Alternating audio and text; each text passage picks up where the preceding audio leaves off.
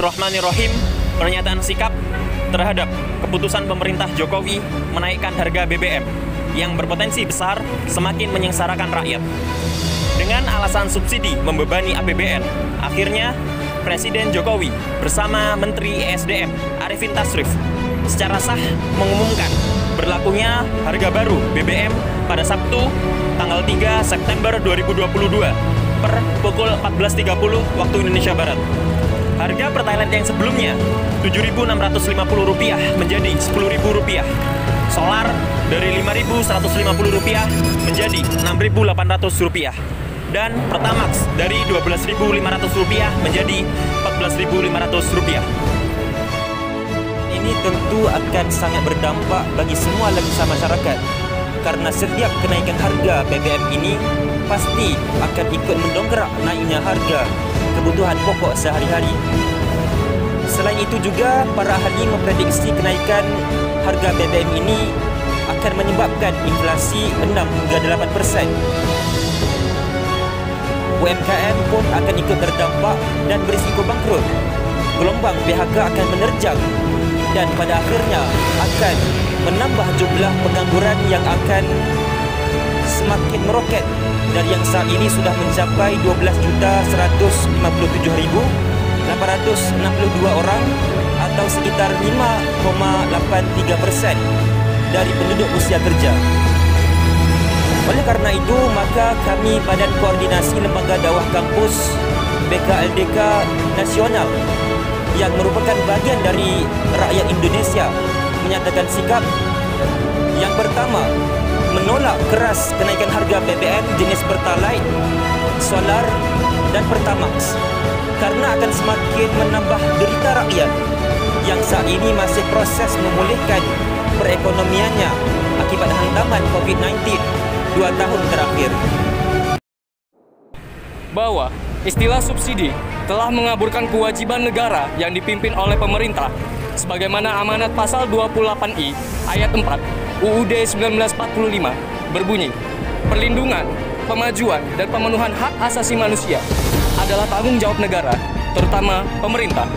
Maka tidak pantas jika tanggung jawab itu beralih kata dan makna menjadi subsidi, yang definisinya adalah bantuan.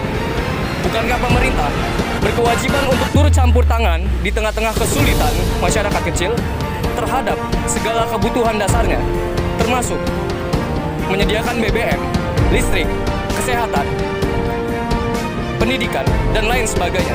Sehingga alasan kenaikan BBM karena alasan subsidi sangat tidak tepat. Sebab campur tangan pemerintah terhadap kesulitan kebutuhan pokok masyarakat adalah kewajiban negara. Lebih dari itu, merujuk pada keputusan MK perkara nomor 002/PU1/2003 telah ditentukan bahwa ketentuan harga BBM yang diserahkan kepada mekanisme pasar persaingan sehat dan wajar dalam pasal 28 ayat 2 dan 3 dinyatakan bertentangan dengan UUD 1945.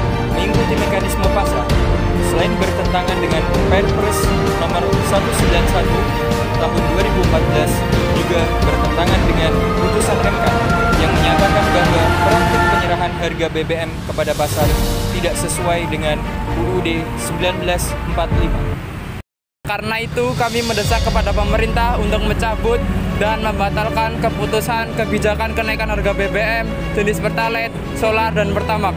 Sebab cacat demi hukum dan prosedural serta tidak menjawab persoalan yang dihadapi rakyat Indonesia saat ini, bahkan semakin membebani kehidupan rakyat yang akan memicu kenaikan semua harga kebutuhan pokok, naiknya inflasi hingga melonjaknya angka pengangguran dan kemiskinan.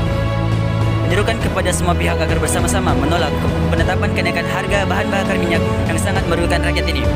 Dan kami menyerukan kepada semua pihak jika menginginkan pengelolaan sumber daya alam Indonesia yang berlimpah saat ini dengan amanah dan adil serta hasilnya dikembalikan untuk kepentingan hajat hidup orang banyak, tak ada cara lain kecuali menyingkirkan sistem ekonomi liberal yang diterapkan saat ini.